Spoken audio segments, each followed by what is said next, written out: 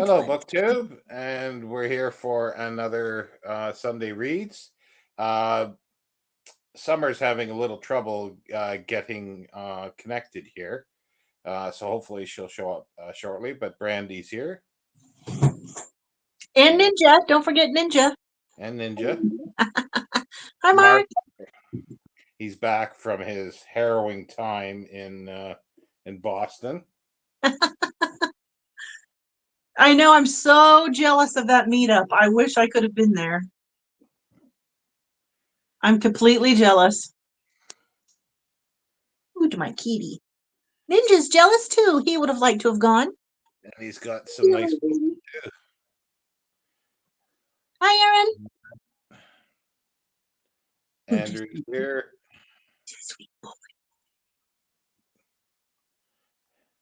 and Mark says it was great fun. It looked like it was great fun.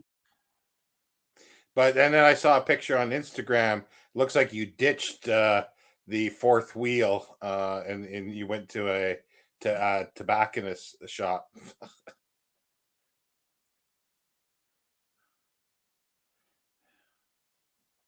Yeah, they went to Mark, Jason, Scott Danielson, and Steve went to the rattle shop. Turd wheel, turd wheel.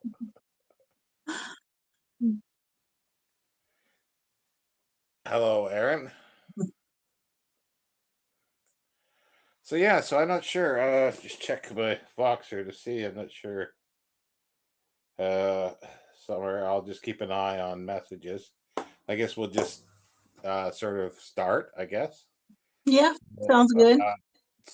Is it two? Yeah, it's 2 weeks since you. So have you've read a bit in 2 weeks? Yeah, I've read a bit in 2 weeks. You want me to go ahead and start, or do we want to give Yeah. Summer just a little bit more time?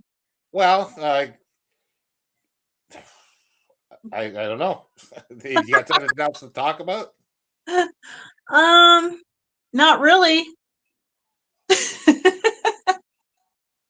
No, I'm missing a book. Oh no, I'm not. There it is. Never mind. Never mind. Don't just ignore me. I could talk about my new medication, which is throwing me for a loop. Do you think it's helping?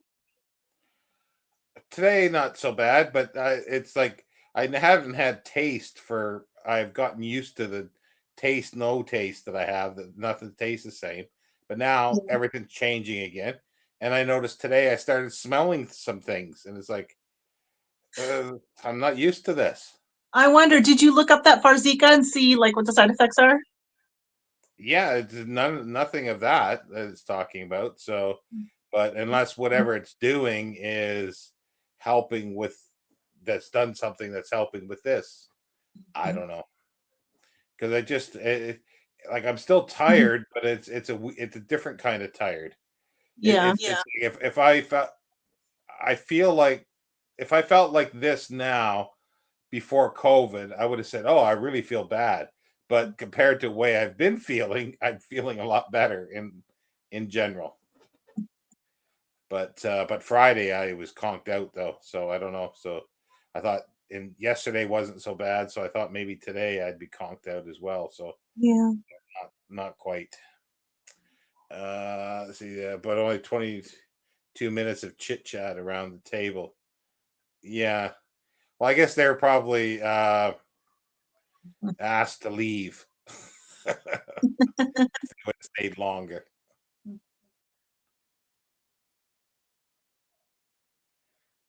Thanks. Yeah. So we'll see how this medication works because it does have a lot of potential side effects to it, and I don't know how quickly they can come into being. So it's too early to tell. But I've had a couple good days, I suppose. Yeah. All right. Well, I guess we can go ahead and get started. Yeah. I Sure. hope Summer can get whatever's going on with her thing worked out. Okay, so I guess I'll start with I talked about this book the last time that I was on here. The Holmes Dracula File, which is the second book in the Fred Saberhagen Dracula series. I'm completely addicted to Fred Saberhagen now.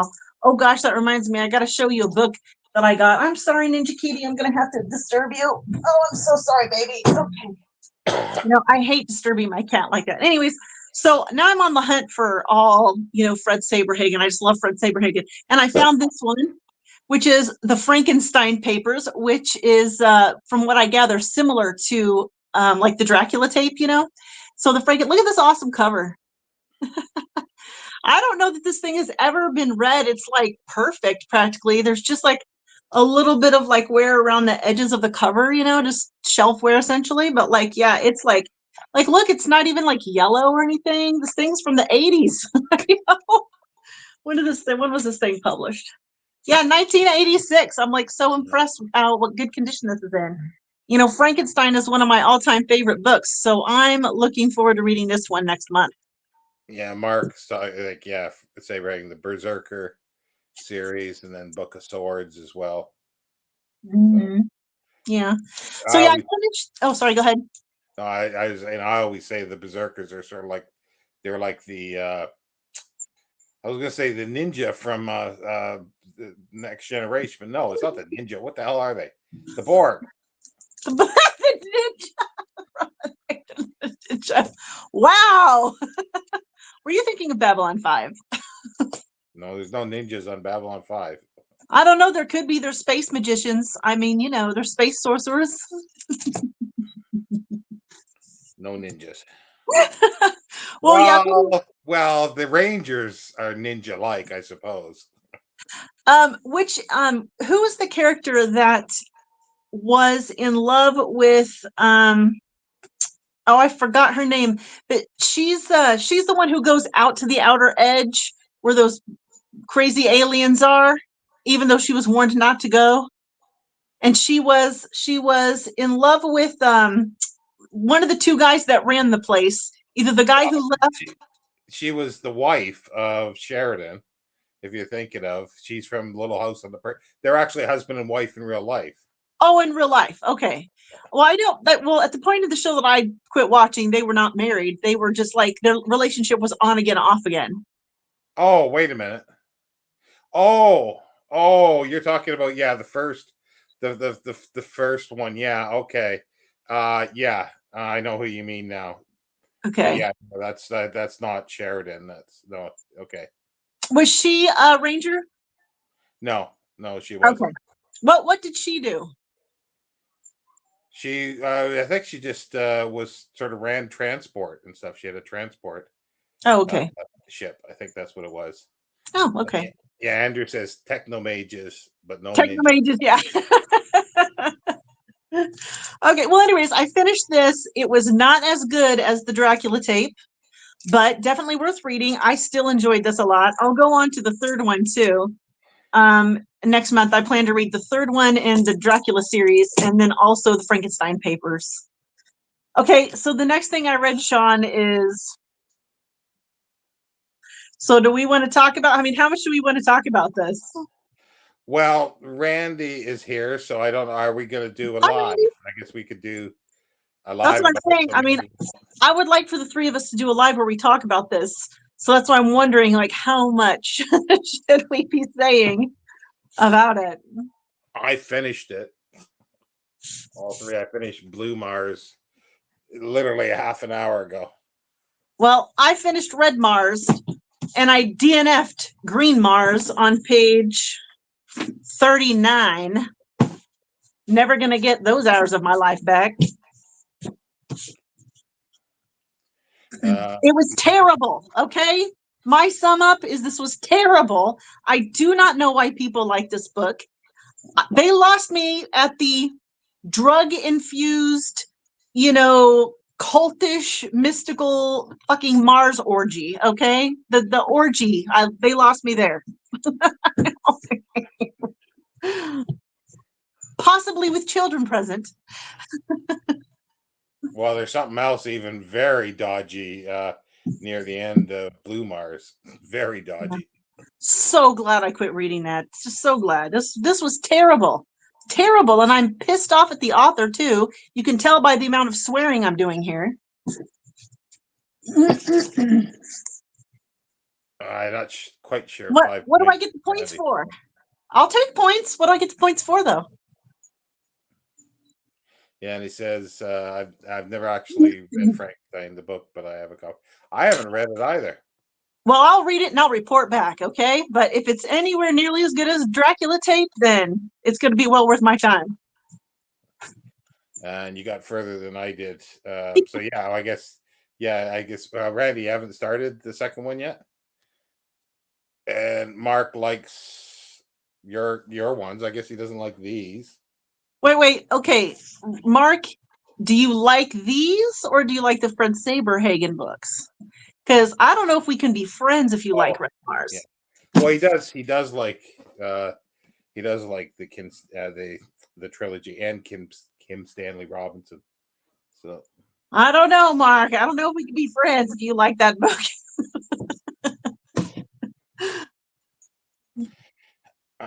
was there anything else you read, Yeah, or I'm sorry, there was. Okay, so then I'd been dying to read this book ever since I got it. This was a pre-order for me. It's called Living on Earth: Forests, Corals, Consciousness, and the Meaning of the World by Peter Godfrey Smith. And I had been dying to read this. In fact, it was a struggle for me to stay with Red Mars because I didn't like that book. And I really wanted to pick this up and read it, but I resisted until I got to the point where I had to DNF that damn trilogy. But I picked up this immediately and started this. I absolutely loved it. Loved this book. I'm going to have to reread it though, because he covers a lot of stuff in like a relatively small amount of pages. Um, it's more of a philosophical take on things. Oh, it was a lot. He covered a lot of stuff, but I am going to have to reread this because I was so dying to read this that I was reading it physically, and then Everent had the audiobook. So I also downloaded the audiobook so that when I was getting ready for work in the morning and driving to work and stuff, I could continue on with the book. Not a good idea to switch back and forth to the audiobook, and in fact, not a good idea to do the audiobook at all, because even though the narrator is really good, this book has a lot of footnotes. It's got a handful of footnotes, and then it's got a bunch of notes in the back that are, just little notations, and then you have to refer to the back. So while I'm reading this during the audio sections, I'm missing all of the stinking notes in the back and all of the footnotes because he doesn't read out those notes in the audio. So I missed a lot of stuff. So I'm gonna have to go back and reread this another time. But yeah, I absolutely loved it. But yeah, it deserves a slower, you know, correct read through, than what I gave it. So yeah, loved this one. It was fabulous. I was wondering how they would deal with footnotes and whatnot, and Well, some books do. Some of the audiobooks do include footnotes.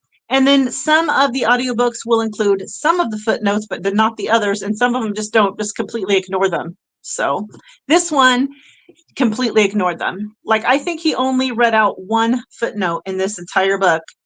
So, well, there's a few footnotes at the bottom, but most of the notes are in the back of the book. So, but yeah, anyway, going the back audiobook ignores them.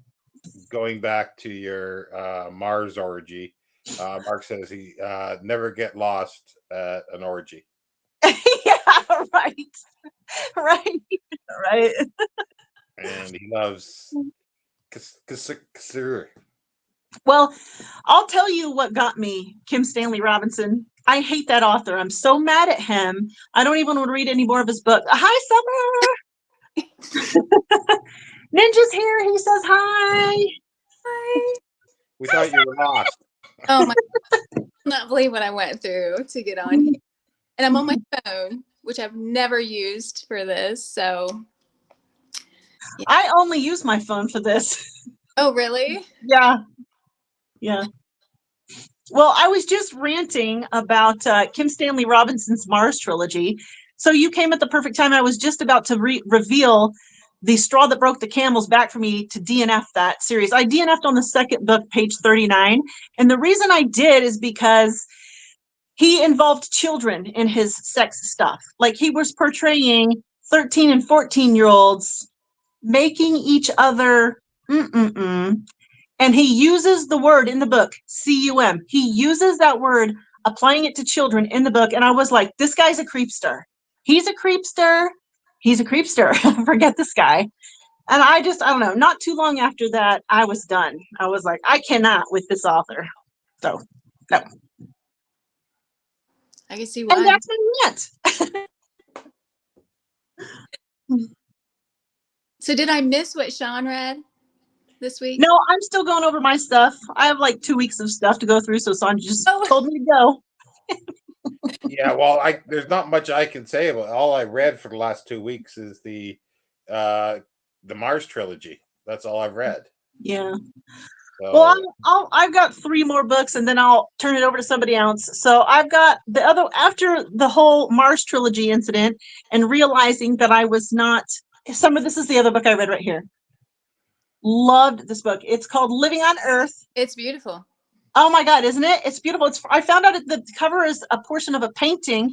I can't remember. He was a naturalist or something, and he did a lot of drawings and paintings, and it's from that. But this was fantastic. Absolutely loved that. So after realizing I didn't do this book justice, and still not over my anger at Kim Stanley Robinson for the whole Mars trilogy issue, I had to pick up something light and fluffy that I didn't have to pay a lot of attention to, that I could just get through really fast. So I picked up Incidents Around the House by Josh Mallerman, and I loved this book. Loved it. Nice. This was so great. I mean, I say great, but I don't mean it was great like this book was great, or like How Clement is great. I mean, it was a great fun read. You know what I mean? Yeah. So yeah, if you want a thriller that's like a haunted house, although it's not really a haunted house, the child is the haunted one in this, the child. And you get it from the child's perspective. And like all these weird things are happening in these people's house. And so they go on the run trying to outrun it, but they can't outrun it. And it's like a whole thing. And I won't say anything else so I don't spoil it for somebody who wants to read it. But if you're looking for a thrillerish / slightly horrorish fun read, definitely. This was great. I loved it. Okay, and then last time I was talking about how I started reading The Map That Changed the World. I have not got any farther. Look there, still in the exact same place I was before. But I did start yesterday. I started The Shining, which is a buddy read with Scott Danielson. I'm on chapter 8, I think, in this, and that's going very well for me. I'm really enjoying that. And then that's all. That's all my books. I read Lisi's story with Scott. He told me that when I told him, yeah. He mentioned that he had read Lisi's story with you. Did you guys like it? Well, it's one of my favorites. Is it? Yeah. I did ask Scott about it. Did he like it? Yeah. I think it was my 4th reread. Oh wow. Okay. Is that Stephen King book? Yeah. Or? Oh, I haven't heard of that one. Yeah. Isn't it newer? When did that come out, Summer? Oh, I mean, could be 15 years ago. I mean, Oh, really? Well, Yeah. you know, that actually is newer Stephen King. Yeah. That's true. It wasn't 70s, so. Yeah. What about you, Sean? Any Stephen King in your past? Yeah, I've read a couple, but never been thrilled. I guess I can catch up on some comments here. I think referring to Frankenstein needs to read it, which I do too at some point. I know the story, but I just never read the book for some reason. Here's what he's talking about, Summer. No, I'm talking about Frankenstein. Frankenstein, the actual book. Yeah. Amazing book. Assuming that's what it was, yeah.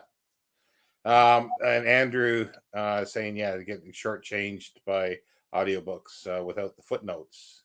Yeah. Summer, were you trying to show a kitty cat? No, my cat in the living room, which is like my mom's domain. These are like all her books. And so my cats aren't in here. Oh, okay. Yeah. I need to set up upstairs where I can, but there's like no light in this house. I usually sit, when I do my videos, I sit in front of this window so I have some kind of light, but every place is like, with trees, it's so dark. Right. That makes sense. This last comment here, found author D.M. Thomas a creepster too, regarding what he wrote at the White Hotel or whatever it was called. I don't know what that is. I don't either. No. Is that like a horror book or science fiction, or what is that? Tell us all about it. We want to know. Right. So, what have you read this week, Summer? Oh, I finished Other Birds. Oh That yeah, yeah. So yeah, I finished that and I really enjoyed it. I want to say I've read like 5 other books by her. yeah. Okay. Well, first of all, let's hear about other birds. Got to hear all about the other birds. So yeah, I mean I liked all the characters. I liked the atmosphere. I liked all the ghosts. How Mhm. yeah, I mean the only thing that I don't like is when you have all these characters and all these characters have to be lumped in together romantically. Oh, You know, it's right. we have this person. Well, we're gonna put lump these two together, then we're gonna put these two together, and it's just like not everybody has to Yeah, I together. know what you mean.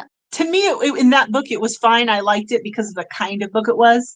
But Yeah, I do know exactly what you mean. And normally, I don't like that. Normally, I don't even like that kind of book. I don't even normally like that kind of book. But something about her writing, I like eat it up. Like I read 7 of her books back to back. You yeah. know? I that's when I saw that you were reading so much of her. I was like, oh yeah, I've read her too. I went through that stage of Yeah, reading. So so good. Well, so what did you think overall? Like, what kind of a rating did you give it? I think I gave it 4 stars. Nice. I think Yeah, that's what I gave it too. Was 4. Nice. and then the only other thing that I finished was listening to an audiobook. It was Everyone is Beautiful by Catherine Center. Okay, I don't know. I think I'm familiar with that book. What kind of book is that? So you haven't read any Catherine Center? Uh-uh. I think you would really like her. If you Really? think, I don't know, it's like heartfelt. How do I explain Catherine Center? She's a go-to when I need something that is going to be funny and there's going to be it's like a romantic comedy almost, but not cheesy. Okay. Is it like a cozy kind of feel? Like Kind of. So she actually, you have seen some of her movies. Happiness for Beginners. That was a movie. The Lost Husband. No, that was a movie that came out. So, any others? um, I don't know. Not that I can It's think. it's probably just a genre that I don't normally read, and so I'm not overly familiar with it. But I will look into her, especially if you think I might like her. I think I'm you. I'm, I'm really open to different kinds of books now. So having read Robin Sloan and now Sarah Addison Allen, I'm like, now I want to try like other stuff. What have I been missing out on? You know what I Right. mean? But those are the only 2 things. I'm picking A Prayer for Owen Meany back up. So, What books do you have like going? Like, what are you currently reading? well, that's one. A Prayer for Owen Meany. I started to read a little bit this morning when I first got home from work. I started rereading The Dark Half. But Oh, yeah, so I have not read that since I think I was 14 the first time I read it. yeah. So, Dang it. Now that makes me want to read it because I've never read The Dark Half. I watched the movie when I was young, loved the movie. oh, it And was. Oh, yeah, now I want to read the book. Now that I know you're reading it, I'm like, man, I want to read that too. right. But that's pretty much it. I really am trying to focus on just a couple things so I actually finish something. Yeah, Not about starting and, yeah. decide. Mhm.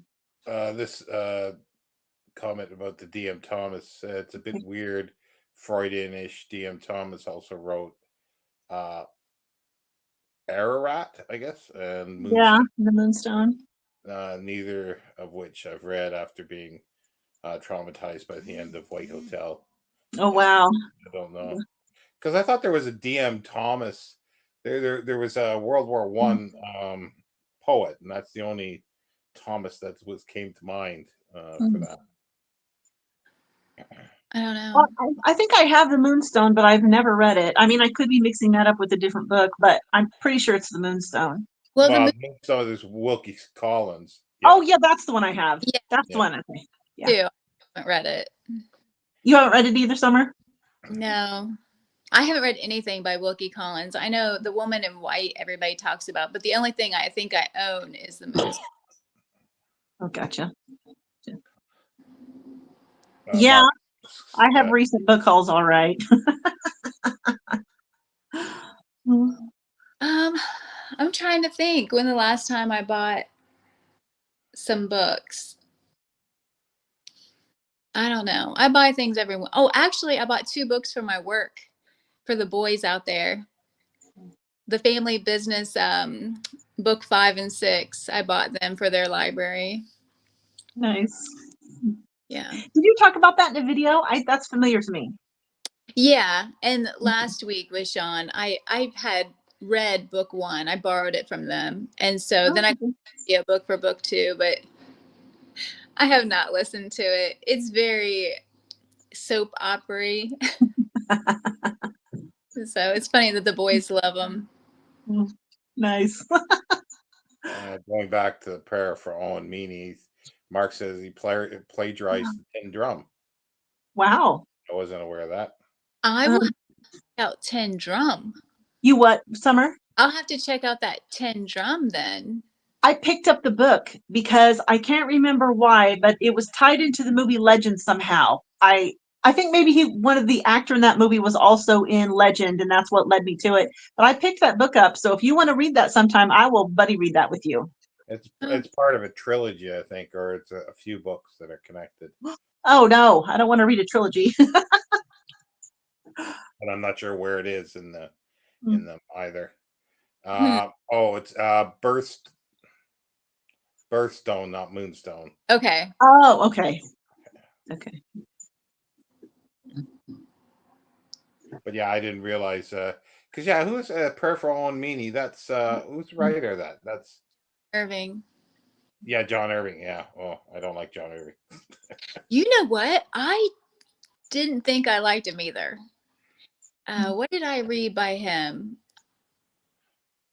I've read a couple things by him and I didn't care for it. You said Henry Irving? John. Irving. Oh, John Irving. Okay.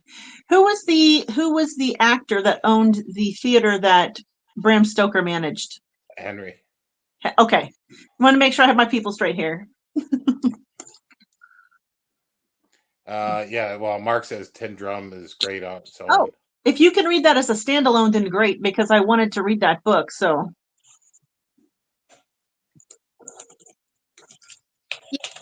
Organize better. So I can get everything read that I want to read and also do some buddy reads the end of this year. I was hoping to get a buddy read in with Mark every time with Elvis. But work is crazy, so we'll see what we can manage. Yeah, because he mentioned he was going to read Vanity Fair, and then all of a sudden he's gone quiet on that, and I found my copy. I read. Like reread. Yeah, I enjoyed it. Yeah, this will be a reread for me. I read it a long time ago, and I remember thinking it was okay, but it didn't. It wasn't something that blew me away, so I'd have to read it again to know. Yeah, I remember really enjoying it. For some reason, I want to say the character's name is Fanny, but that's not right, is it?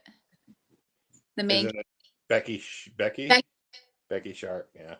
Yeah. Well, I suppose I could talk about. Well, I guess I don't know how much detail of the Red Mars. Like I finished the whole trilogy. There were a few bits and pieces I liked about it, but most of it not. So, I but kind yeah, of read it. You what?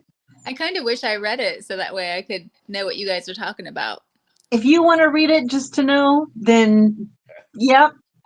But I'll warn you now, the first half is completely boring. Boring, absolutely boring. And then the second half is questionable. Let's put it that way. It's questionable. The last like 40 pages were pretty good though. I liked the last 40 pages. But yeah, not a fan. I had a lots of problems with that book. I have like 4 pages of notes on it. Well, it's just like he just doesn't make me believe that these people would do Mhm. those things, and it's not believable to me. It's just the way Mhm. he drew the characters. They just because you still don't know what one character does until like over 1,000 pages in, and you Yeah, find out in retrospect. Oh, that's sort of what they did. Okay. yeah. I think I was towards the end of the book before I knew what Maya's job was. I was like, "What's her job?" You know? No, well, that thing. Well, you still don't know until I think the end of the second book pretty well. Like it's just Oh, I see what you're saying. Well, I don't know what her like science area was, but I realized by the end of the book that she was like a politician of some kind, and that's yeah. why they kept calling her the leader or whatever. She was like the leader of the Russians. I was like, okay, well, it's good to know that. 1,000 pages later or whatever. Well, there's Yeah, the one it was scene bad. that I did like where they finally went. It was well, actually, all the scenes that I really liked were in the third book, where they went. They finally showed Earth, which was okay, and then there was another time they're back on Earth, and the Antarctic our part of Antarctica melts or gets blown off by volcanoes, and the Earth's ocean rises 7 meters. So everything along the coast is toast. Um, Yeah. and the one of the characters in a boat. They're going up the Thames, and then what's coming down at full sail to them towards them out to sea is is a schooner, a full masted schooner. It's the Cutty Sark that somebody decided to steal cut free and steal it and go out the ocean. Well, that was a great like 3/4 of a page scene. That was it. Yeah, that's great. So yeah, I didn't really think too much of it. That's for sure. Yeah. Faith here, hi Faith.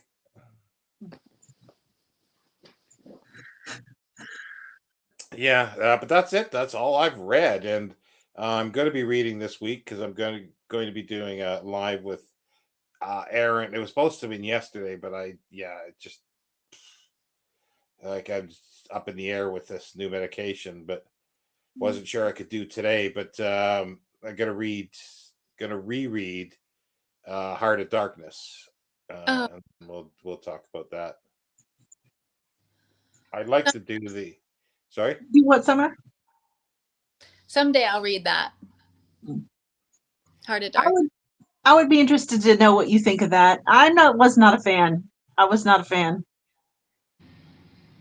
I'd like to read the Norton critical work because the book is like it's 100 pages if you're lucky, or it's a novelette.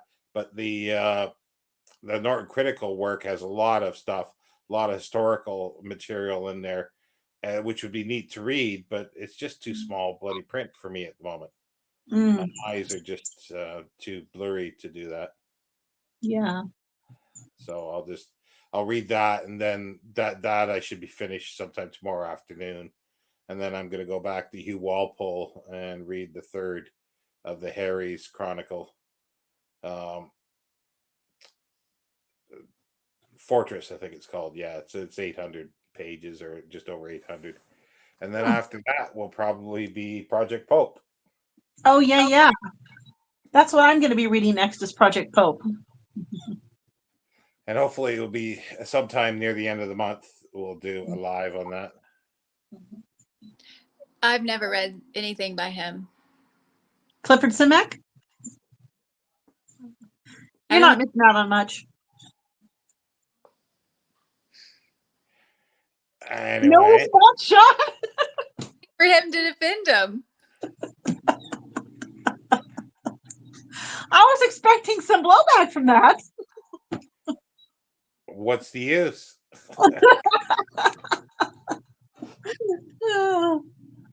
Marcus said he's preparing for the library book sale. Oh, jealous. I want Yeah. to go to your library book sale. Yeah, me too. Hey, Mark picks it clean. There's nothing left. Well, Mark's had the best week. I was gonna say that's why I would volunteer, is because you get to see everything, go through, sort, and then you have a box or 3 boxes off to the side of where you put, like, you get first pick. Well, that's a lot of people, like the booksellers in Canada used to do that. They get into the book sales and before, so they get to sort the books and everything like that. And they usually, like anything high ticket items, never wound up on the table. They were always taken. It's not that they're giving money to the uh, charity that's doing it. Like Mark, if he finds something like that, the money does go to the library. Like, it gets pulled and it'll be sold for something, or maybe pulled, I don't know, but you won't sell it for 50 cents. But these people would pay the 50 cents for it and then sell it. So that's you know. That's one thing that is frustrating whenever I go to book sales, where there's people that just come in and they don't even really look at the books. They're just like throwing them all in these boxes, and you know that they're just gonna go. They're getting them for, I think my library sells it for like $5 a box, a big box, or big bag, and yeah, they're just gonna resell them. Yeah, well, I used to go and to book sales and resell as well, but I knew what I was looking for, Yeah. and I would go, and usually it was just nonfiction. Occasionally, I wound up with a high ticket first edition or something like that, um, but that was rare because I never bothered going there. Other people did, and usually most of the stuff was already picked. Um, And Aaron says he'll be reading Project Pope at the end of the week. Yeah, it's probably. I was gonna do God Emperor Dune after Fortress, but Fortress, yeah, well the Hugh Walpole one. But I figure I might not have time at the end of the month, so I'll do Project Pope first. If that makes sense. So right, yeah, you get people who sort get dibs. So yeah, and the prices are donation and no set price. Like the book sales that I used to go to in Toronto, they were always good prices. Like, they didn't uh they yeah, they were set price, maybe $1 a book or something like that. Like, I'm talking back 25-30 years ago. So $1 for hardcovers or something like that. Now they have people sitting there checking online for books. And their usual way is, okay, look at the lowest and the highest price, go in the middle and put it the middle price. So you got a book that should be maybe $5 or $10 in a bookshop, and they'll put $20 on it for the sale, thinking, oh, they're going to make a lot of money for their charity. No, they're not, because they just don't sell. Make more by donation. Yeah, I would think so. Yeah, rather than forcing people to do it, because they'll take more books as well and gets rid of stuff. And that's because I think Mark is saying, yeah, they have to pay to dispose of this stuff. If you can't give away the books, you can't put it in a landfill, and you've got to pay for disposal. The way it used to be was that if you ripped the boards off the hardcovers, you could the text block could be recycled because it's paper. So, Do they but not recycle them anymore? I don't know. Vermont may have its own rules there. Oh,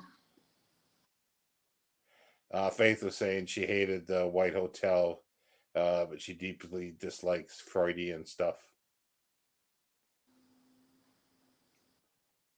I've never read The White Hotel, but by the sounds of it, if I forgot who the commenter was that that said that if he's a creepster, I probably don't want to read it. Right. I've been wanting to read some Isaac Asimov. I haven't read Caves of Steel yet, or the complete. I have the Complete Robot also. Mm-hmm. Well, there's the short stories are really good, the robot stories, and then Caves of Steel, Naked Sun, and then he works that into the Foundation series eventually. Yeah, Yeah, I've read a couple of Foundation. yeah, I've still got to pick up my. I That's the one thing I'm not going to do it this year, but I'm hoping next year I can start back on series and things that I was doing a year or two ago, like the Future History Project. Mm-hmm. Mark is saying, the problem is the glue. So that's what I was thinking. Like, at the spine. So you just need a good guillotine or something like that to cut off the little bit at the spine. But with the hardcovers, it won't be modern hardcovers. Yeah. So, Brandy, did you not like Dune? I can't remember. Oh, I loved Dune. Okay, yeah, I did too. Yeah. I'm wanting to reread Messiah, but I haven't yet. I got around 40 pages into Messiah, and then I had to quit reading because I didn't like where that was going, and I was worried it was going to ruin Dune. So I can't decide if I want to go on or not. I go back and forth. Sometimes I'm like, yes, I'm going to go on, and then sometimes like, no, I don't want to go on. So who knows if I'll ever go on. Yeah, I'm wanting Ruin it. to get to Children because I haven't read that one. I read Dune when I was a teenager, and then I read Dune Messiah like not long after it, and then I just stopped. So It doesn't ruin it. Like in some ways, like he had said that he wrote it. He wrote Dune Messiah, or part of it. The idea was because people didn't seem to get the message in the first one. Mm-hmm. So he wanted to ram it home in the second one, because the message is there in the first one, but people didn't seem to see it, or a lot of people still don't see it. Well, I just want to live in the fantasy land where Paul Atreides wins the day, and he does right by everybody, and he avoids the whole jihad or whatever it is, and it's all good. That's the fantasy world I But want to live in. that's not happening in I know Dune. that's not happening. You even can tell in Dune, but I still want to live in that fantasy land where everything worked out okay. I wish it would have had more about his father and mother. You know, it's like once you get halfway through the book and it's like, I don't want to be like spoilers, but I liked it when he was a kid better. Mm-hmm. Well, there I know is what you mean. the Brian Herbert and Kevin J. Anderson have written a book, House Atreides. So it's a history. I think I haven't read any of these. And then there's Paul of Dune as well. So there's more information, I think, on especially in the House Atreides, probably, because there'll be, I would think, more stuff about them on Caladan, I would assume. But it's not Frank Herbert per se. Yeah, I don't know how I feel about that. Well, I want to read the seventh book that they have written, supposedly on an outline that Frank Herbert had. So I want to see where the series, where you, at least the ideas might be there. And I figure if I like those, then I'll go back and read their earlier ones that they did. Like they did, I think, 5 trilogies, I think, so far. Wow. Faith, as anybody a fan of Jack London, just started the Yeah. sequel. Oh, the Seawolf was so great. It was so good. I loved that book. That was an amazing book. I haven't read The Sea Wolf. Oh, it's amazing. So, oh gosh, now I can't even think. White Fang. That's pretty much all I've read of him. I might have tried another book of his that I want to say it talked about the Iditarod in it, but yeah, I don't remember. Like, whatever I've read of his. So Yeah. Well, you should try the Seawolf. It was really, really good. yep. That was a 5-star book. Yeah, Mark says he loves Seawolf. And yeah, I agree with Faith, but apparently D.M. Thomas is a respected author, apparently. So, So is Kim Stanley Robinson. well, that's the one thing. Like the really dodgy part is where I think it's Maya that's playing with a 5-year-old boy, and he starts talking about sexual stuff, and he says, "Oh, even with a 5-year-old boy, it can be sensual." And then others are looking at them strangely, and he's like the characters, and I'm going, "That's a bit dodgy to be putting in a book." Mhm. Yeah. Well, I quit reading completely after right after that whole, the 13 and 14-year-olds description of their sex acts. I was like, you know what? We are done here. Creepster. Uh, Andrew says So, he definitely going to read all the Dune books. Yeah, I like I say, I'm rereading in just one a month basically. So I'm now up to God Emperor, and I'm hoping by the end of the year that I get to finish to read the two pastiche ones or whatever they're called, the final two, and then see if it's worth going back to their earlier ones. Uh, Met DM Thomas in England at a book publisher's event, and I almost wanted to go up and say, "You dirty old man."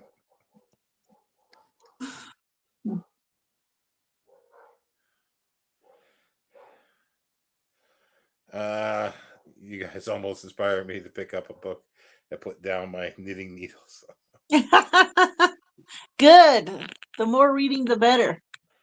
Mark says he likes the Herbert Anderson books. They're fun stuff.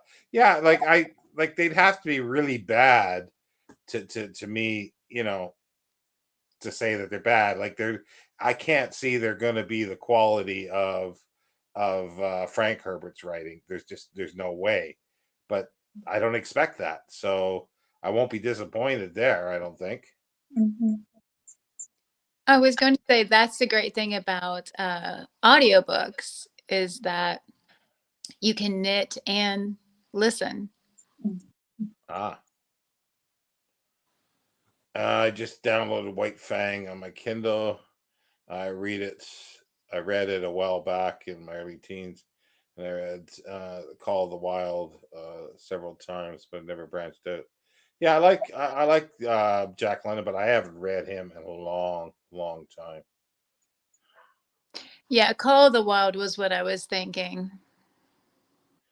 Yeah, that's the kind of things that you Yeah, read, yeah, at school. right. The only thing we read by London at school was a short story to build a. I don't know if I don't recognize that one. I don't either. I never read any Jack London in school that I can remember. I think it was part of the reading in Canada, but depending on where you were, and it was usually called the Wild. I think maybe White Fang. Alex, Sunday reads a silly verse by Spike Milligan. Yeah, if you're not English, you might not know who Spike Milligan is. Yeah, Mm-mm. you'll have to explain. Is he a wilderness guy? No, Okay. no, he is a comedian back uh, in the 50s and 60s mostly. Oh, okay. To build a fire is amazing. Yeah, I don't recognize that one. I haven't read too much of his short fiction, so if it's a short story, so I'm not too sure about that. But I should pick up. I think the doesn't the Library of America do a volume or two of Yeah, I his? have that. Yeah. I What I wonder if want to that's in read, there. what I want to read is The Abyss. Mhm. When he came over to England and he wrote about the slums in London. So I want to read that. Uh, Interesting. and I don't know how accurate it is in the sense of journalistic writing, but the stuff like that wasn't that accurate then. So there'll be I a would little. just like to point out that Jack London shows up in a two-part episode of Star Trek: The Next Generation. You know, I have not read any Star Trek this summer. I I have read. Sorry, go ahead, Summer. I have a ton of them and they're all around me. I just have not picked Got any. to it. Mm-mm. Well, you absolutely should. I, I I think I need that in my life right now.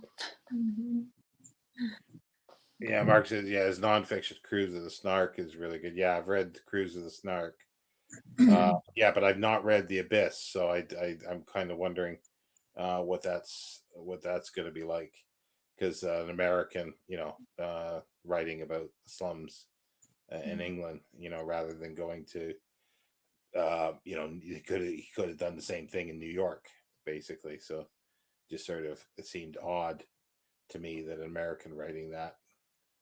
Was he actually in the slums of England He to was, yeah, I think he visited, yeah. okay. Oh, wait a minute, back up here. Yes, I knit and listen, but nowadays just to YouTube channel. Example, Steve Donahue loved his read and laugh out. A lot of commentary recently of P&P. Is that Pride and Prejudice? Ah, Yeah. Um, didn't Mark over at Book Time with Elvis and Steve, did they do, or maybe they did The Warden? I thought they did a read along together. that's something, yeah, but I can't remember. But Mark did a Jane Austen one, but I don't know if it was Pride and Prejudice. Prejudice, yeah.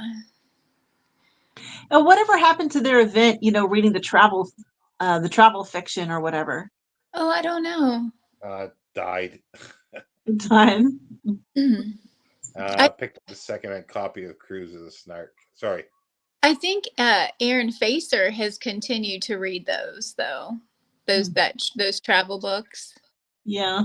I Yeah, think. I picked up a copy thinking I would do it this year, but nobody ever said anything about it. So Also, wasn't this supposed to be the year for Mitchner?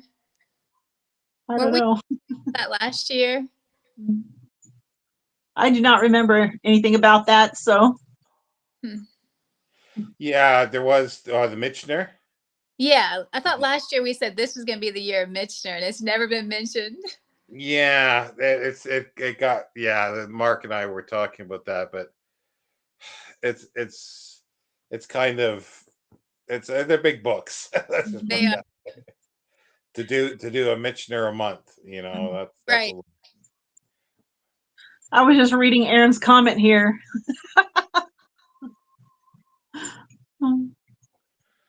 Uh, Times Arrow. Yeah, I don't remember that. I must have seen it.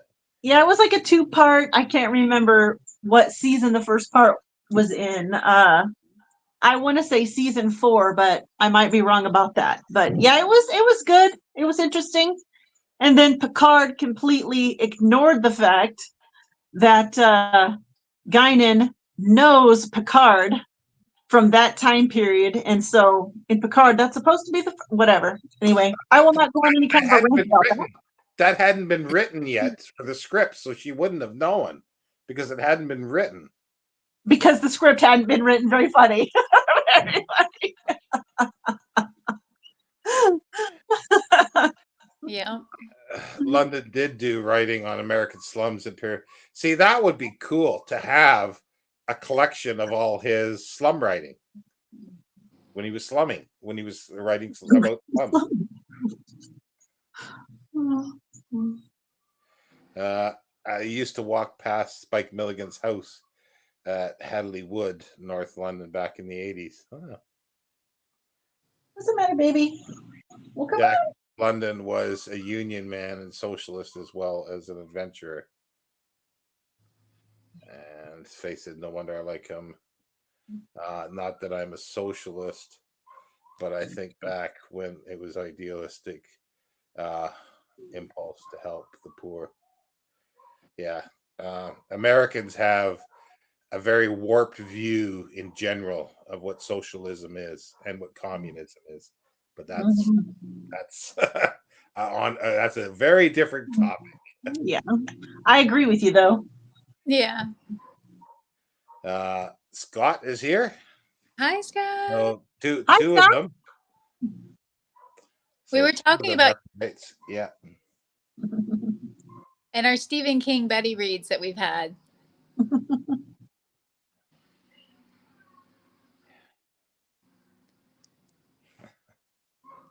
What was it? 2 days? Oh, I saved that for my watch later because I saw it came up on my thing about there was like Steve Donahue, Mark Richardson, Scott Danielson, And Jason Harrigan. Jason. Jason is so funny because I was subscribed to him in the very beginning, and then he like left, and then he came back under a different name, and then he like left, and then it's like he's a mystery. Like you can never find him. Yeah. Yeah, Lisi's story. Yeah, I've never heard of that one. Not like if I'm surprised at how many books he's written, so I that's not a Yeah. surprise that I don't know it. I'm a little nervous about his new one, Holly. It was gifted to me as an ebook, and I've been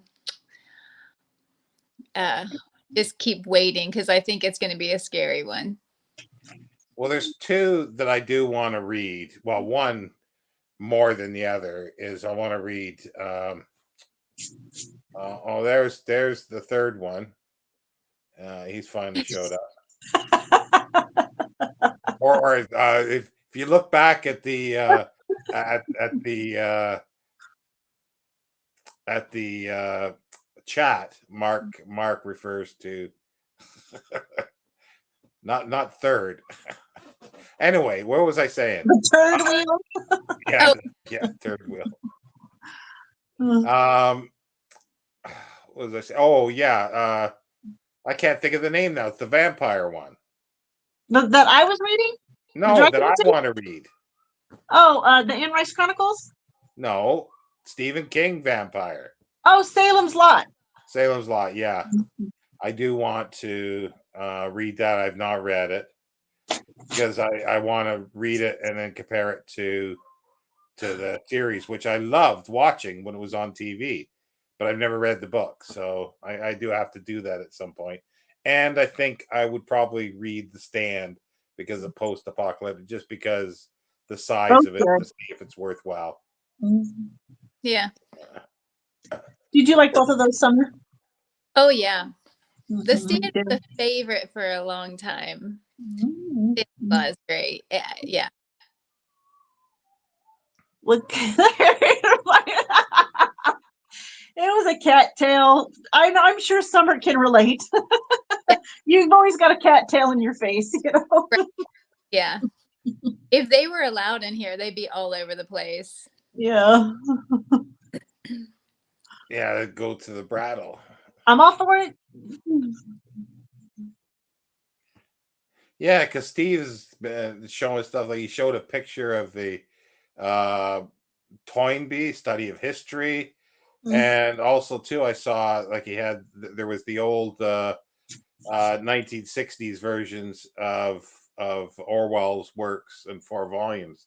I'd like to actually get that, but yeah, they were only $10 a piece. He was saying, Wow, what a steal! What a steal! I have his journals or diaries, Orwell's. I haven't read them yet. It's a gorgeous edition, though. It's like an orange color. interesting. Yeah. Not sure we go. I've got the 20-volume complete works. That's even better than the 4-volume one. But the best essay one, if somebody wants to get, is the Everyman. There's a huge, it's 1,000-page Everyman edition of his essays. I did not know that there was a journal for Orson Welles published. I'm totally unaware of that. Orson Welles? Yeah. Isn't that what Summer just said she had? Yeah, it's like diaries or journal. I'll have to. Orson Welles. Oh, sorry. I thought we were talking about George Orwell here. Oh yeah. Oh wait, what is? I missed it. What were you saying? Oh, did I misspeak and say Orson Welles? But it's George Orwell Orwell. Yeah. that I was talking about, or in my mind I was talking about. It's funny. Liber Paradiso this morning read The Life of Chuck by King. Oh, I guess that's Stephen King. Probably the happiest end of the world story I've read. The TV miniseries of Salem's Lot is so good. Virtually every male speaking part is played by a hardened alcoholic, but you'd never know it from the great job they all. Yeah, I remember watching it when it was on TV, and I loved it, but I just never ever got around to reading the book. I've read 2 or 3 King books, and then I read The Talisman, and again, not that enamored. I didn't see the miniseries. I just read the book. Hi, Bill. I remember the miniseries. I didn't watch it, but I remember like it was playing on TV at some point. But the only thing that I remember, because I probably only saw little bits and pieces, was a lot of people who looked like zombies walking down a street towards something. And like that's all I remember. Faith has to go. Bye, Faith. Bye. Mark says, yeah, he's got the Everyman George Orwell essays. It's a brick of the thing, yeah, but it's probably the best 1 volume you can get. Luke Besson has completed a new Dracula film. It's called Dracula: A Love Tale. That sounds awful. I don't know. I read a book. I can't remember who it was by, but it was called Dracula in Love, and it was pretty good. It was kind of like a retelling of Dracula with Mina, and yeah, it was more like the film, I guess, than the novel. I wasn't too impressed with Down and Out in London and Paris, especially with the modern takes on it in the form of TV's Kitchen. I love Down and Out in Paris, London and Paris, or whichever it is. I always get them mixed up because I like George Orwell's nonfiction more than his fiction. I don't think he was a very good fiction writer. I don't think much of 1984 as a story or writing, or Animal Farm, but those are the biggies. So it's his nonfiction. It's this. It's Down and Out, Wigan Pier, and Homage to Catalonia are the 3 great ones, I think. Ninjas being all lovey-dovey over there. He wants attention real bad. He wants me to get off this thing and pet him. Yeah, that's how Rollo was when I was trying to sleep earlier. He would not leave me alone. I only read King's Carrie. That's the one I have read. Breaking news: Trump undercover as shots fired. What? Again? Oh dear. It goes to show that people shouldn't have guns because they can't aim properly.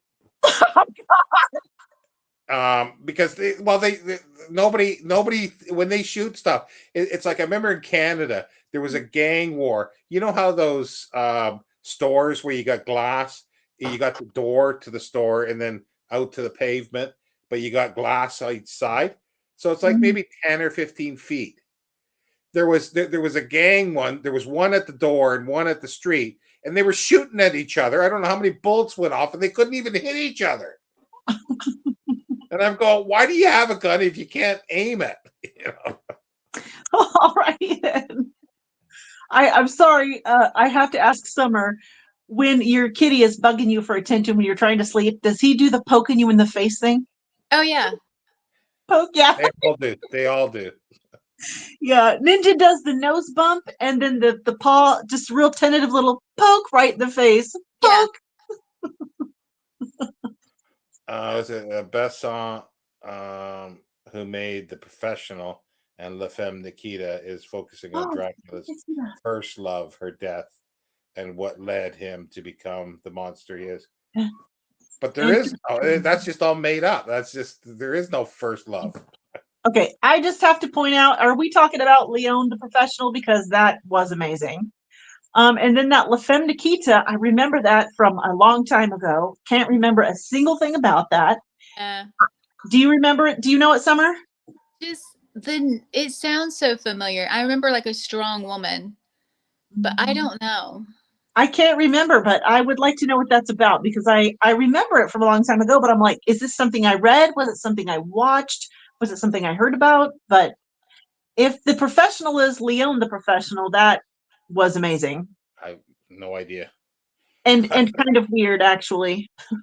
Mark says our assassins are like Star Wars stormtroopers. They can't hit the broad side of a barn. Right. In truth, oh, let me poke on it first. In truth, I only read the Paris part and put the book down, so I'll read the London part when I feel up to. Yeah, he's not in restaurants when he comes back to London. He's in London and then he goes hot picking. So uh, Scott, President Trump quote: President Trump is safe following gunshots in his vicinity. He was probably just out somewhere, and it was the normal gunshots going off around. So there's a news article. There's a news flash. Okay, we don't have just normal gunshots going off. It ain't the Wild West, for goodness sake. Well, I mean, you talk to the boys that I work with, and it's very normal to have gunshots. Yeah, it depends where you are. In Toronto. Well, Oh, I sorry. guess that's true. Probably the cities have areas that are very bad that are probably like that. Yeah. That's true. But yeah, not normally where I live, unless it's hunting season. Do you live Playing. out in the country, like in a country, or do you just live in a really small town? I can't remember. It's a really small town. Really small. I wish I lived in the country. I grew up in the country, but yeah, I live in town. Gotcha. So you're playing golf in West Palm. Well, yeah, you wouldn't think there'd be too many gunshots going off in West Palm Beach.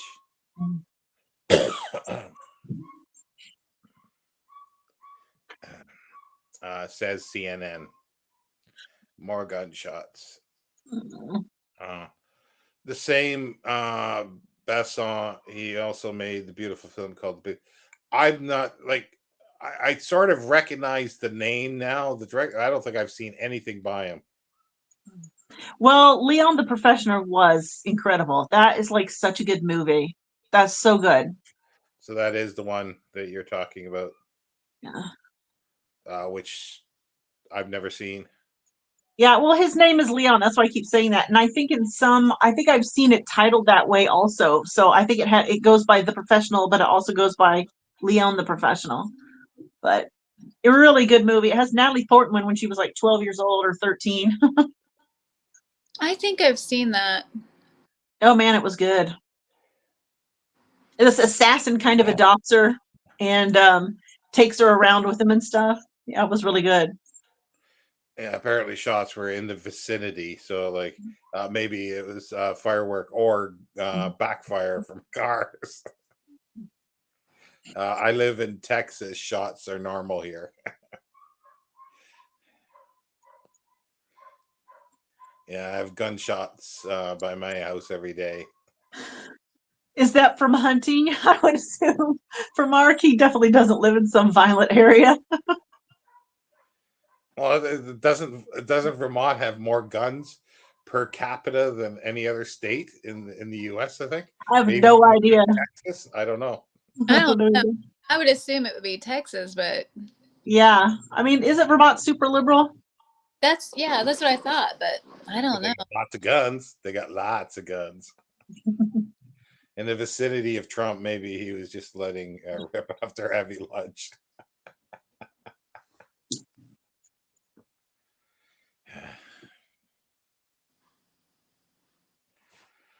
Well,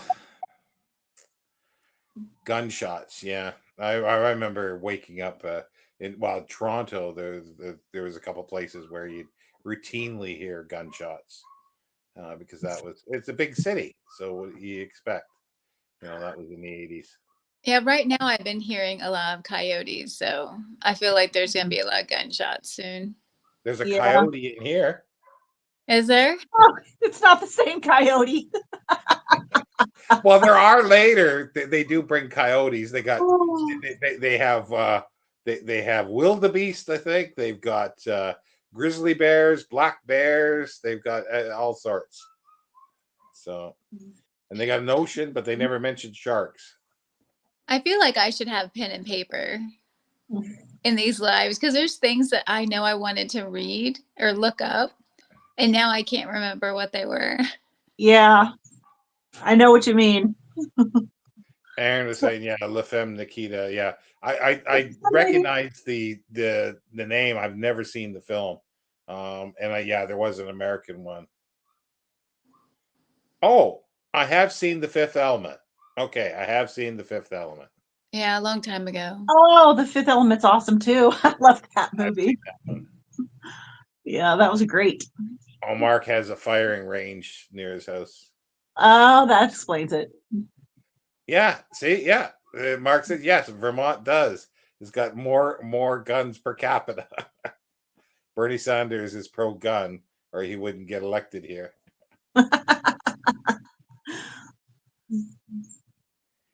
At my comic shop, it's not unusual to see a holster on some customers. Many people I know own handguns and semi-automatics. Well, I live in Kansas, and we're an open carry state as well. But there's only literally been one time that I've ever even seen somebody with a gun.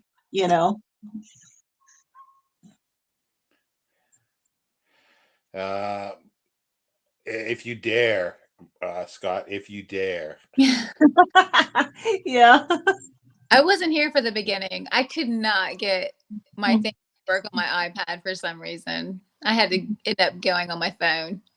There's something strange that, but I think it's happening for Brandy. When you talk, sometimes you there's words that just disappear. It's as if somebody's censoring what you're saying. Oh, that happens with Summer for me. Summer, yeah, that's what I'm saying. Summer. Oh, really? Yeah. Yeah. Like I can see your mouth move, but then the word's not actually there. It's like it's getting blipped out. Oh, I wonder. Huh. I don't know. I wonder if it has to do with like my Wi-Fi or something. Because I think when you mouthed Wilkie Collins, I said Wilkie Collins. Yeah, that could have something to do with it. If there's like any noise from somebody else's, device, it could bleep out, that portion. Yes, it is dark here now. It's just 8:15, so it is dark.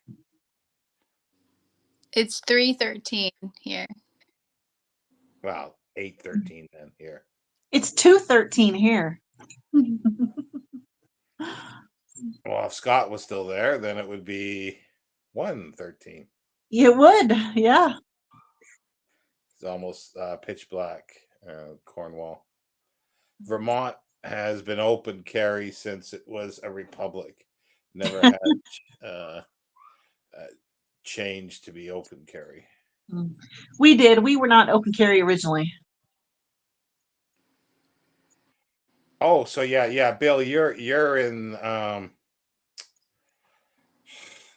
He's one of the prairie provinces, and I can't remember which one now. He's sort of just north of you, Brandy.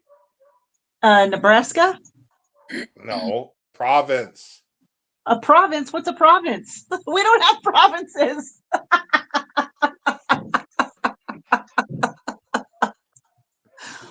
When you say so, that means he's in Canada, maybe. Maybe. Yeah, Alberta. He's in Alberta.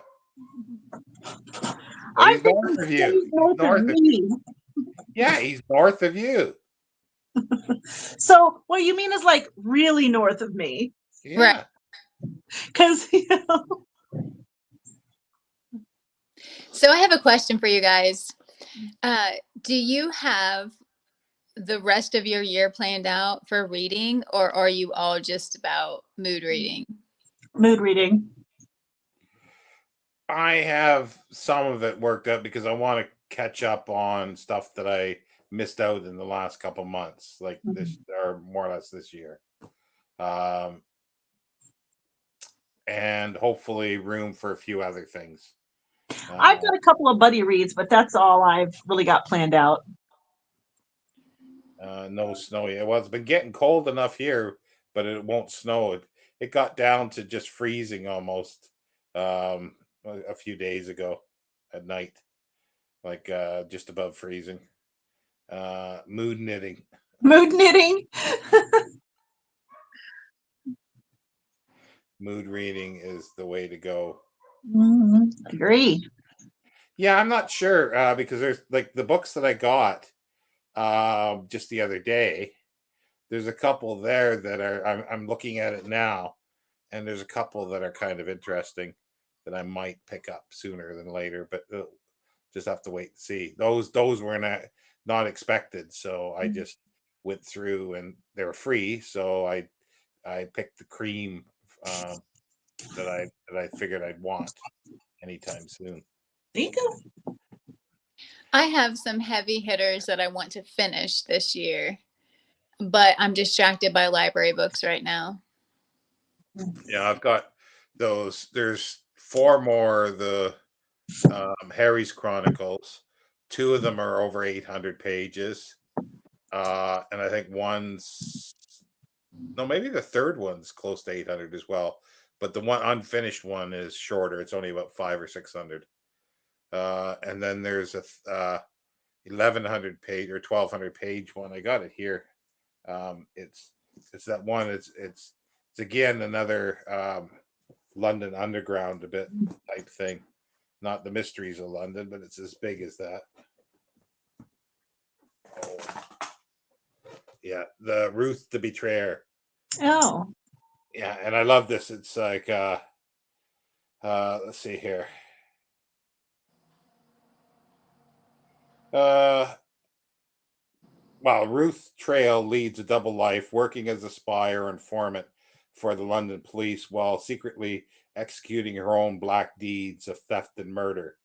Over the course of the unflagging, action-packed 1100-page plot, we follow Ruth's criminal career as she uses her wits and beauty to gain wealth and power.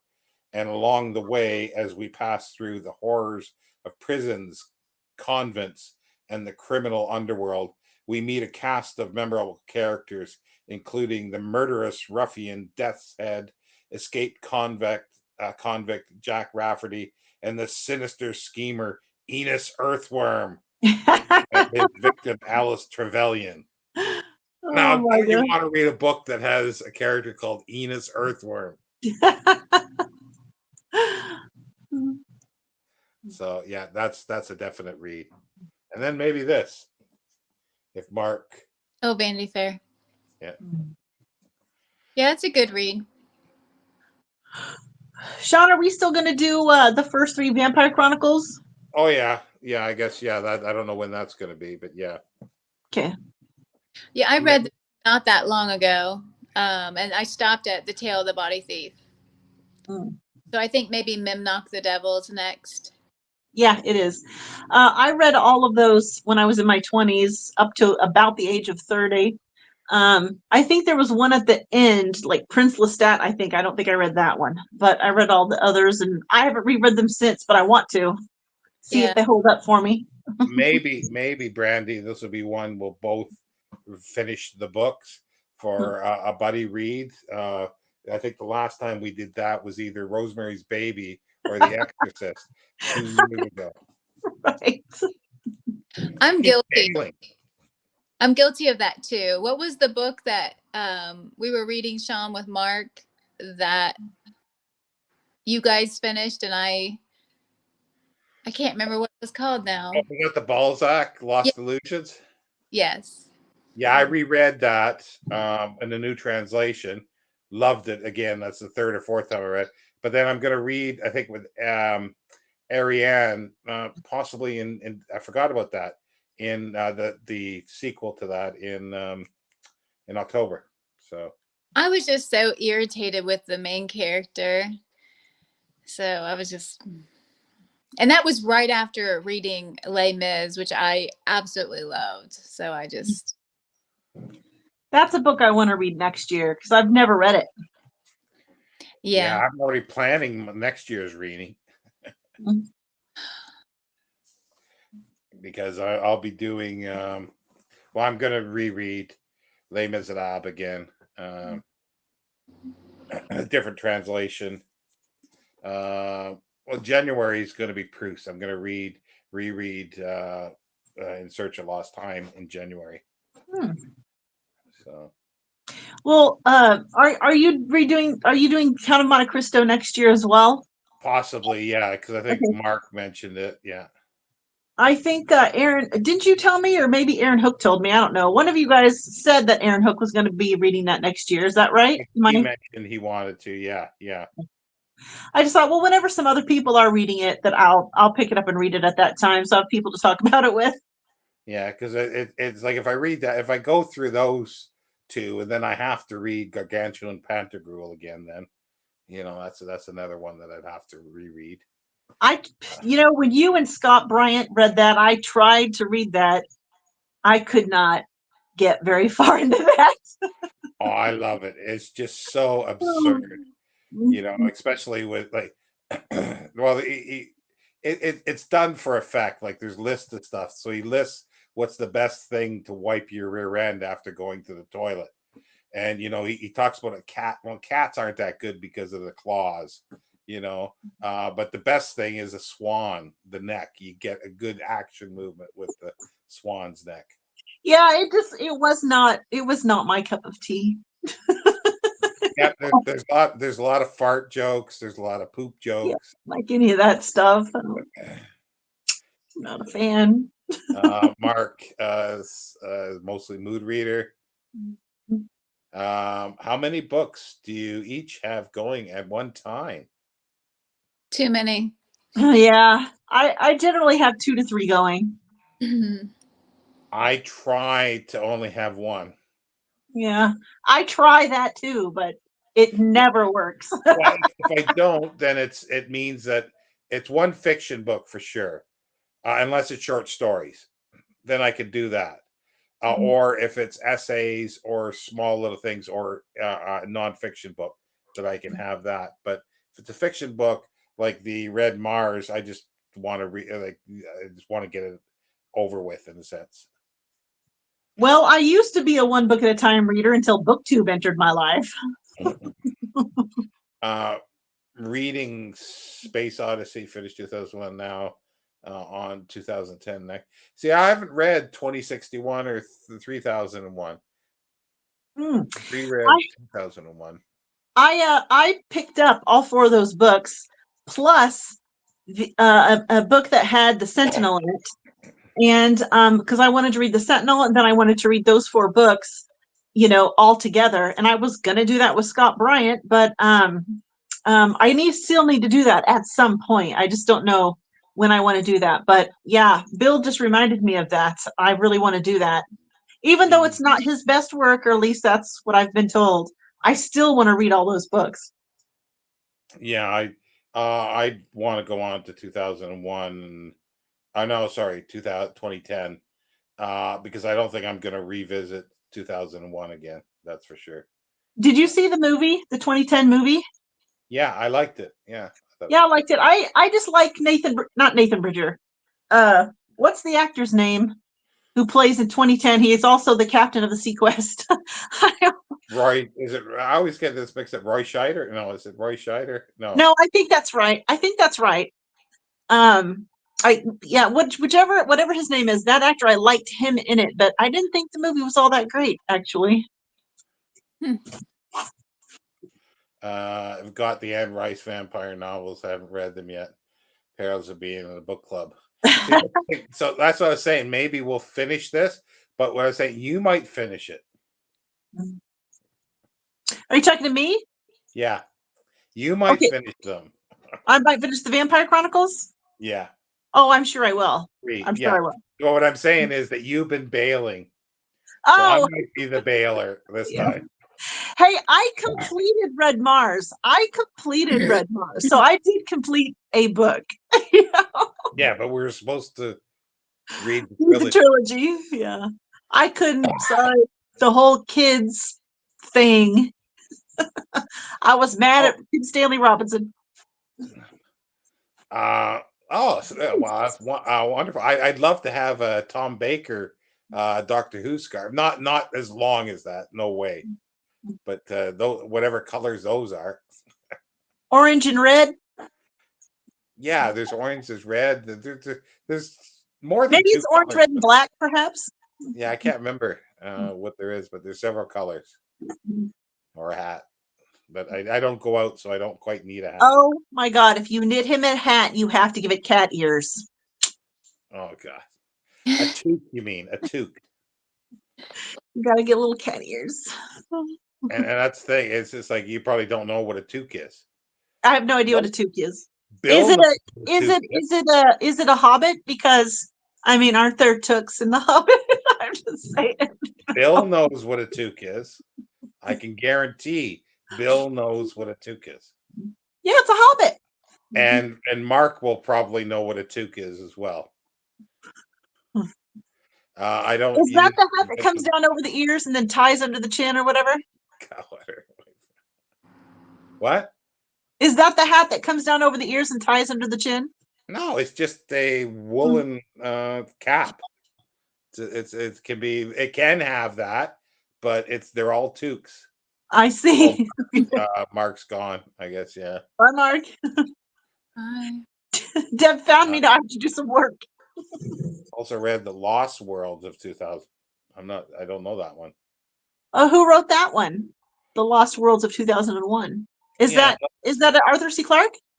it could be something about the writing of it and the film. That's what I'm thinking. But Who was the director for 2001 Space Odyssey? oh Jesus, Stanley Kubrick. Okay. Yeah, okay. I don't remember this very well. 1982 is too long ago. Was that 1982? Yeah, it's old. I mean, I was older than that when I watched it. I think I was 12, so we're talking like, I don't know, 1986 or 1987.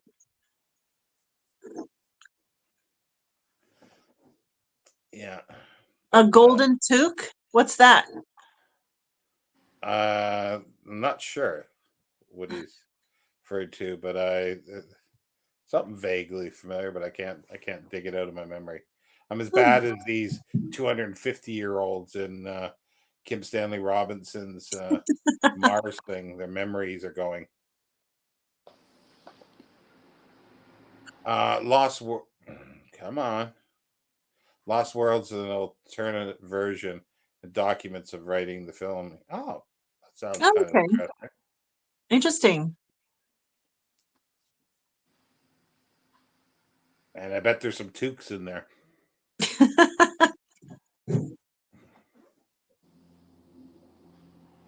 You don't even have a cat and you're getting cat hair out of your mouth?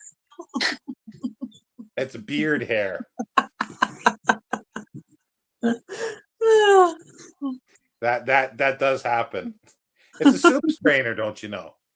Oh gosh. Because by the time I eat something, when I finish, if it's something that can ever fall off, like your fork or something like that, it's going in the beard. It's like there's nowhere else it's going. It's in the beard.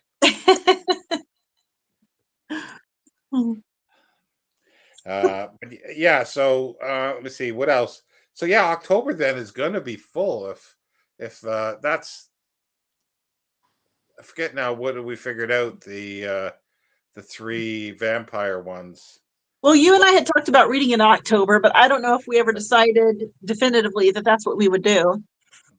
Well, we were supposed to read Decline and Fall as well in September here, but yeah, Thomas bailed on that one. Amy's starting to read it, I think. Oh yeah, I saw that she had a short or something up where she was. Oh, it took to. Yeah, it's actually the spelling um, is Tou. It's French. It's a French spelling. So yeah, so it's that's what threw me. That's what threw me. So yeah, Bob and Doug McKenzie, eh? My, my brother Doug, eh? Is this a movie? What is Ho- this? Hoser, eh?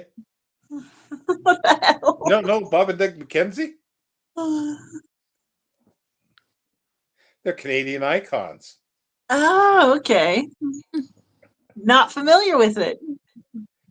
Well, the film, I was surprised that I guess their movie Strange Brew it made a huge hit in the states for some strange reason, and Strange Brew? yeah, Not and familiar with that. and the SCTV, I think it was called, that was a Canadian thing, became a huge hit in the states as well, and that's where they were known. Don't know that either. 2001 novel was much improved because of Stanley Kubrick's suggested changes.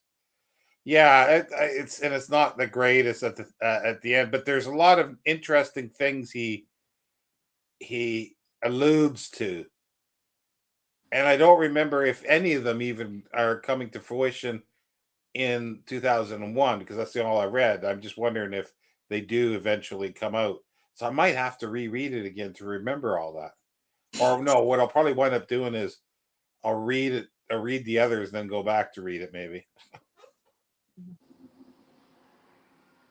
Uh, but yeah, that's another one. But you also in October. Let me see, October.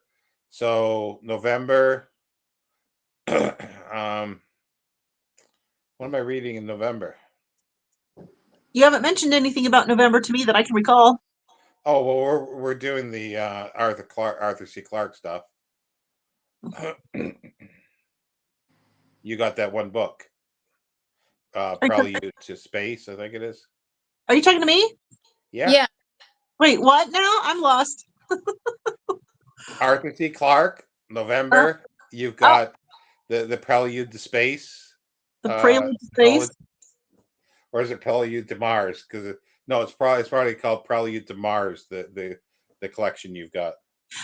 It just says the Sentinel on the front. I don't think it says anything else. It's the one you recently got. The one I That recently got. spines, the spine's broken.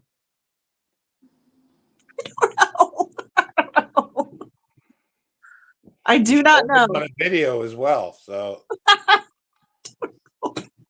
It's an it, Arthur C. Clarke. Oh, yes, I do too know what you're talking about. Okay, yes, it's right there on my. Oh, you can't see it in the video. It's over there. yeah, because it's either because there's I think Prelude to Space is the name of the novel, and then the collection is called Prelude to Mars. I Oh, can't remember now, or vice versa. I can't remember now. Which one it is. Prelude to Mars. Okay, yeah. So the novels called Prelude to Space. well, the one I argued with the manager over.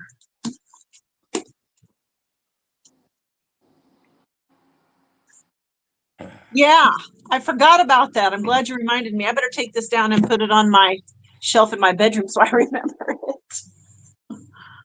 Yeah, December. I guess. Well, that hasn't been announced yet, so I won't say there's something that's happening in December. A Oh, little, yeah, yeah. and then, like I say, I'm going to read the two, or hopefully the two Dune final books, the Dune 7. Are you doing buddy reads on the Dune books?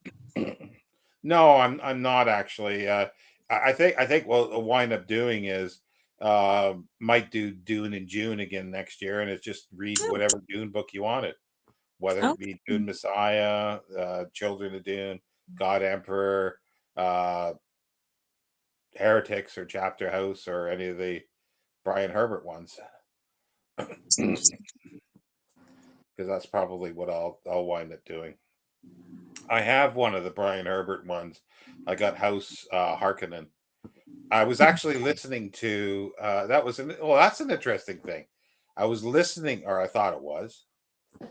I was listening to how to pronounce the names in from Dune, and based on Frank Herbert's pronunciation of them, and it's not Atreides, it's Atreides or something like that. Yeah, Pronounces it. yeah, they pronounce it that way in the original movie. Yeah, but then Atreides.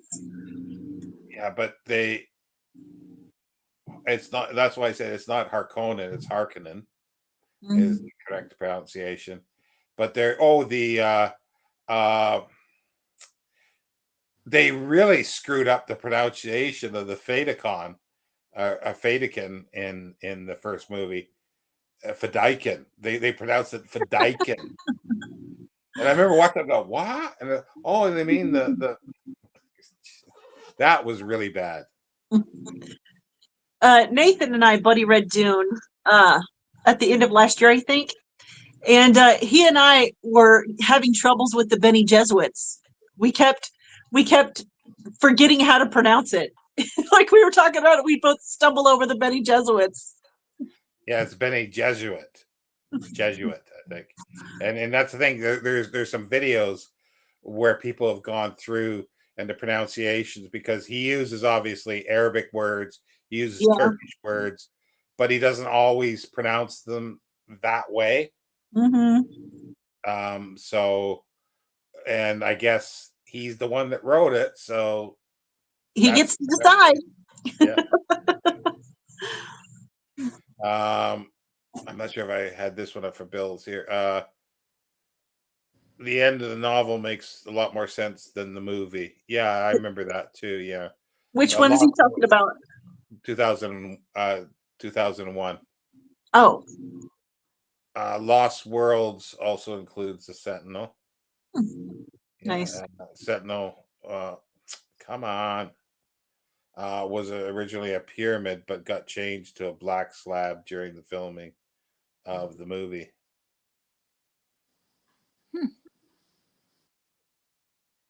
I think I like the shape of the monolith better than like I would have liked a pyramid, I think. Well, I do like this. I like the thing of uh, in the movie 2001, where the apes are using like a jawbone or something like that to kill somebody, and then they throw it up in the air, and that turns into a a nuclear missile base, floating around like a satellite. And everybody says, "Oh no, it's a spaceship." And I'm going, "No, that's why it's a weapon. It went from a bone, killing somebody, to now you can annihilate the whole planet. That's the symbolism. That's the thing." But I got so many people saying, "No, no," and it's like I caught that the first time I seen it. So a lot of people miss that. I guess they think it's a spaceship, and it's like, well, it is a spaceship, but it's for nuclear weapons. Which I thought was just a brilliant switch over for that. Well, I missed that because I was like 9 or 10 when I watched that the first time.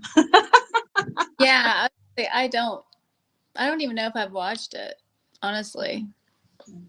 Well, I remember when I was a kid, I was like really fascinated with it, but then when I watched it as an adult, I was like, this is really boring except for the last part, but you're really, it's the visuals that are so amazing. It's hard to believe that the year of that, what year was that movie made? 19, what was it, Sean? It's in late 69, Like 70, 67 or 68, something like that. like that. Yeah. The visuals were incredible. The special effects. I remember thinking, how did they accomplish these incredible special effects in that year? The visuals blew me away as an adult, but the story itself didn't until the very end. Yeah, there wasn't any story until the end. Well, let's say, like a lot of people, it has such a cult following that people think it's the best science fiction film ever done, and it's visually, you know. But yeah, I enjoy it. But there's I have issues with it. A lot of issues with it. But I have a Yeah. lot of issues with other science fiction films as well. Yeah. When Stanley Kubrick was throwing bones into the air and filming with a hand, I kept thinking uh, a bone would hit Kubrick in the head and end the whole project. Funny. But yeah, I don't know. I don't know why people are surprised. Like I don't know. So many people that I've spoke to, and I hear about that, they are surprised. Oh, it's like what is that bone? It's a weapon. Mm-hmm. So what are you gonna show? Another weapon? But no, yeah, the is it Roy? I was just trying to. I'm going back to it. Is Roy Scheider? I think it is. Yeah, Yeah, that's I'm pretty sure yeah. that's right. Yeah. I always want to call him Nathan Bridger because that's his character on Sequest. Yeah, I do have to read the other two. That's the thing. I never ever got around to reading them. So maybe that's another series next year. I've got enough series to read. Doing River World uh, by Philip Jose Farmer, uh, Hyperion again, Oh yeah. and I need, and probably the Giants. Sorry.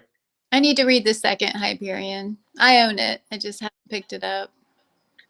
I couldn't get through the first one. That's what I say. She bails on everything, all the good stuff.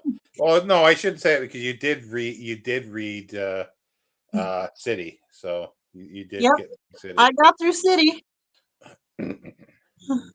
Will you get through Project Pope? Yeah, I'll get through Project Pope. I'm doing it on audiobook. So Who's I will reading it? do what? Who's reading it? I don't know who the narrator is. I haven't looked.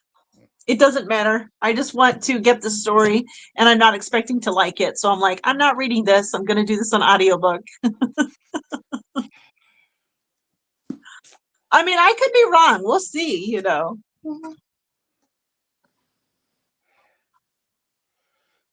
Bill says, yeah, he read all 4 Hyperion novels this year. Yeah, while I was moving or waiting to hear about moving, I read the first 2 last year, and then the move all went, and so that everything got thrown away. And then I think in February, once I got here, or January, I read the last 2 again. And Star Trek used the nuclear Yeah, missile to launch stuff from Cochrane's warp he did. space. What I loved about them using that nuclear weapon as a ship is when it's out in space, you're not expecting it to happen, but you see it going through, and then all of a sudden the little engine, the things come out. The I was like, oh my gosh, it looks like a really rudimentary Enterprise. I love that. Oh, the thing is, yeah, talk about nuclear because how many nuclear weapons are exploded and not refineries, reactors are exploded on Mars, and it's Yeah, just briefly referred to, radiation, but then there's never talk about it again. yeah. There's a lot of stuff wrong with that book. 1982 is yesterday for me. Yeah. Gareth is here near the end. But I guess there's more people coming in. Hey, I think Gareth showed up at the end of, when I was on the last time too. Yeah. But yeah, there's so many problems with this bloody thing. Yeah. But I don't know. Like, are we gonna talk about just the first book? That's something we'll have to. Yeah, hash out with Randy. Yeah. If Brandy bails on Project Pope, she should have to change her channel name to the Bale Collective.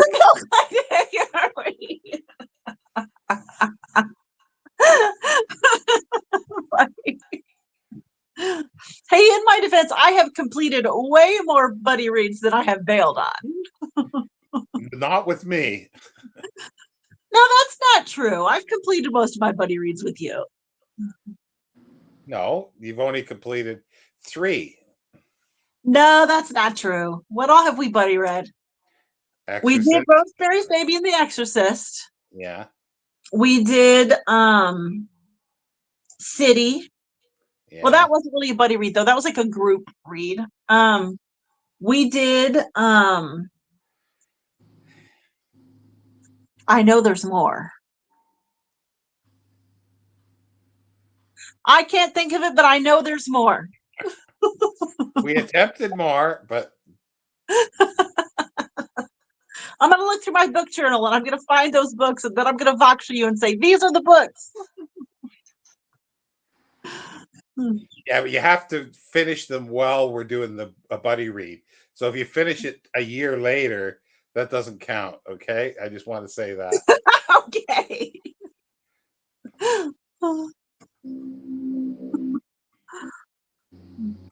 But yeah, I think I'm flagging here myself. So and Yeah, my phone's going to die in a minute.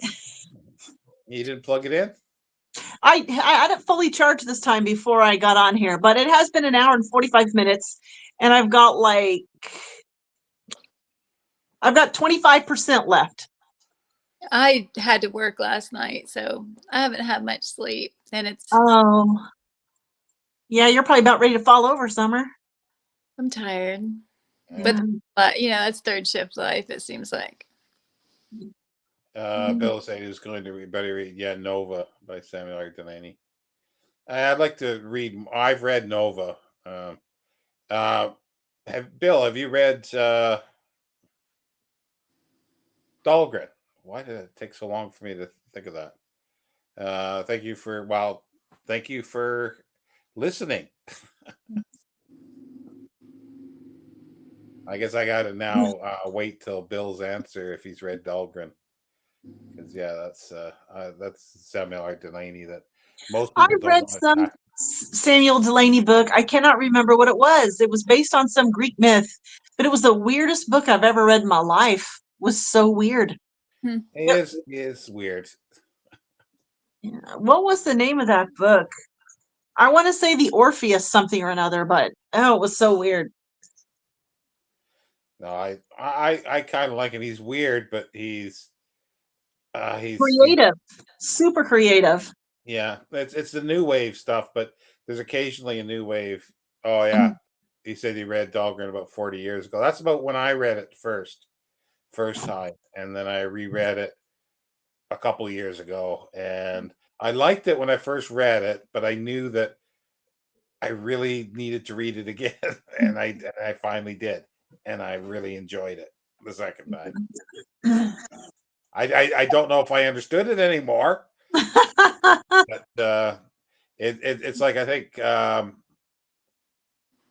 I think I got the name right this time because I get Spider Robinson. I'll say for Kim Stanley Robbins, but it's Spider Robinson that says it's a puzzle that's never meant to be solved. Is Dahlgren, because the first sentence of the book starts with halfway through a sentence dot dot dot, and then the last sentence of the book is the first part of that first sentence. Oh wow, he's big on the dot dot dots. Let me tell you, I never could decide if he was like a brilliant writer or if he was just out of his mind. I don't know. Well, I think both. But the strange thing is inside, because it is like it's weird to read because the character is writing in a journal, which has already got writing in it, so it's sort of reproduced in the book. So you've got the older writing here, and then the newer writing sort of here separated. And it's like, how do you read it? Like in which order? Because you read the older writing, and then it actually starts talking about something 50 pages later, what is happening 50 pages earlier in the new writing. Oh wow. So it's just all meshed together. Anyway, that's more than anybody wanted to probably know about Dahlgren. So bye everybody, and see you next week. Yep. Bye.